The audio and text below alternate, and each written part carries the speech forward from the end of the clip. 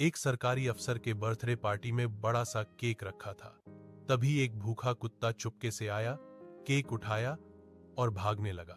सब हंसने लगे, मगर कुत्ता सीधा अपनी मां के पास पहुंचा और केक उसके सामने रख दिया। अफसर को गुस्सा आ गया। पकड़ो इसे, वह चिल्लाया। लोगों ने कुत्ते को डांटा, किसी ने डंडा चला दिया। कुत्ता जमीन पर गिर गया, बेहोश हो गया। तभी सबको एहसास हुआ वह चोर नहीं, एक बेटा था। अफसर की आंखें शर्म से झुक गईं।